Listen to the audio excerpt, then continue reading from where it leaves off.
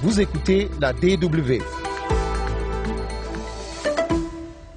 C'est un sentiment général, sentiment de temps général que je crois que tout le monde a fait le constat, que ce soit la mouvance présidentielle ayant à sa tête le président de la République, que les partis d'opposition, le clergé catholique, les chefs traditionnels, en gros, tous les corps constitués du pays ont constaté avant même qu'on aille à l'élection que les conditions dans lesquelles nous allions à l'élection n'étaient pas des conditions démocratiques et que personne ne pouvait en être fier. Je crois que tout le monde a poussé jusqu'au bout ses arguments. Chacun a essayé de convaincre au maximum qu'on a pu le président de la République de faire quelque chose en tant que garant du fonctionnement des institutions, mais également en tant que dépositaire du rêve des Béninois d'instaurer désormais de façon irrémédiable un gouvernement démocratique. Malheureusement, le président n'a pas cédé aux vœux, aux cris de nos populations qui veulent que le processus démocratique soit perpétué et continue, malgré les oppositions, les divergences qu'on peut en avoir. Donc, l'élection a eu lieu dans les conditions qui ne plaisent à personne. Et j'ai eu moi-même l'occasion de dire formellement, sans trembler, que cette élection n'avait rien de démocratique. Maintenant, qu'est-ce qu'on peut faire pour sauver les meubles? Visiblement, le vin est tiré, mais que faut-il faire pour sauver les meubles? Le Bénin s'est réveillé au lendemain du 28 avril avec un sentiment mitigé, d'abord à titre personnel et de tous les démocrates africains, démocrates béninois, avec un sentiment d'abord d'être soulagé de ce que les populations ont bien compris les enjeux et qui n'ont pas apporté leur soutien à ce processus. Le taux d'abstention est l'un des plus élevés du renouveau démocratique. Depuis que nous votons, la mobilisation est si faible que l'on est en droit, comme vous me le demandez, de se poser la question de savoir qu'est-ce qu'on va faire maintenant. Maintenant que nous avons, on va dire pas un processus, d'accord, sans doute conforme à, comme dit le représentant de la présidence de la République, conforme au texte de la République, mais un processus complètement illégitime.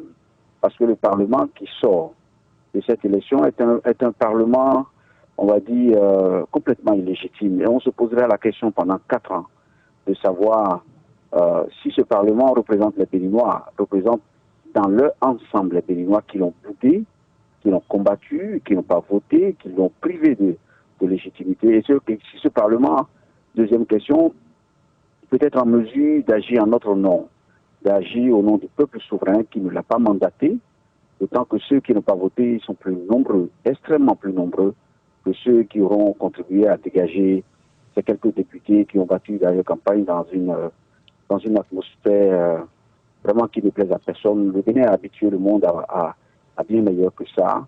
C'est pour ça qu'on voit de part et d'autre, que ce soit dans le pays, mais également en Afrique et dans le monde, même en Occident, on voit un peu la désolation, la tristesse de beaucoup de gens face à ce modèle qui tremble. Mais j'ai une conviction, la démocratie triomphera tôt ou tard. Le Bénin rebâtira patiemment, progressivement son modèle et sa réputation démocratique sera rétablie. Qu'est-ce qu'on fait maintenant de ce Parlement alors que l'élection simulacre d'élection a eu lieu, l'élection privée de légitimité, privée on va dire, d'assises populaires? Qu'est-ce qu'on va faire? D'autant que, plus grave, il n'existe pas de droit de dissolution dans la Constitution du Bénin qui aurait permis sans doute, après des échanges, après on va dire, des accords, de pouvoir mettre un terme à ce Parlement qui n'honore pas notre pays et qui n'honore pas notre démocratie. Donc en somme, il n'y a plus rien à faire. Le président Talon ne peut plus revenir en arrière. C'est consommé. Non, moi, à titre personnel, je ne veux pas vous dire qu'il n'y a plus rien à faire. On ne peut pas s'accommoder en démocratie dans un pays comme le Bénin qui a 30 ans de pratique et de pratiques malgré tout exemplaires. On ne peut pas s'accommoder d'un Parlement qui ne représente qu'une infime partie des Béninois, d'un Parlement qui est privé de légitimité, un Parlement, au fond, je n'exagère pas en le disant, combattu par la majorité des Béninois. Au fond, ce Parlement ne représente pas les Béninois et n'aura jamais la légitimité de représenter les Béninois et d'agir en leur nom. Donc il faudra trouver vraiment toutes les formules possibles. Et si j'avais été au pouvoir, je sais ce que j'aurais fait. Mais je ne suis pas au pouvoir et il revient à ceux qui sont au pouvoir d'en tirer les conséquences nécessaires, de savoir que les résultats qui ont été obtenus lors de ces élections sont très clairs. C'est que les Béninois ont privé ce Parlement de leur confiance, de la légitimité, et que ce Parlement devra le plus vite possible disparaître de notre système politique. Et si on vous demandait en tant que professionnel de la Constitution, par quel miracle pourriez-vous peut-être rétablir le Bénin sur le train de la démocratie? C'est pas la pratique. Vous savez, s'il y a une chose qui est une fierté dans cette épreuve, dans cette période très éprouvante que le Bénin vient de traverser, s'il y a une chose qui est vraiment qu'il faut saluer, qui est un motif de fierté, malgré tout, c'est la résistance des Béninois, c'est la mobilisation du pays. Vous imaginez le taux d'abstention très élevé, beaucoup de gens qui sont restés chez eux et ceux qui ont été contraints d'aller voter parce qu'occupant sans doute des responsabilités. Je sais que beaucoup, l'immense majorité, l'immense majorité a voté bulletin nul. C'est que tout le monde, on est d'accord, monsieur.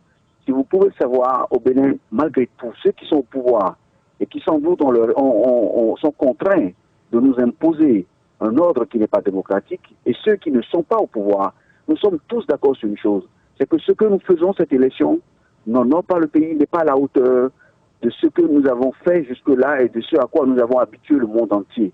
C'est ce qui explique les réprobations, c'est ce qui explique la mobilisation de la presse internationale, ce qui explique que même nos frères sur le continent africain soient mobilisés, soient déçus de ce qui se passe au Bénin. Ça, c'est un motif de fierté. Ça, c'est déjà un élément, le socle sur lequel il est possible de s'appuyer pour rebâtir, pour redonner, pour cirer, on va dire, la vitrine de la démocratie béninoise. Moi, je ne perds pas confiance. J'ai confiance en la combativité, en la détermination de notre pays. Et les résultats de ces élections ne montrent qu'une seule chose. Pour moi, l'enseignement majeur, c'est que les Béninois n'adhèrent pas à cette conception biaisée de la démocratie. Et ils s'accrochent à leur rêve, c'est de vivre dans une société libre, démocratique et concurrentielle.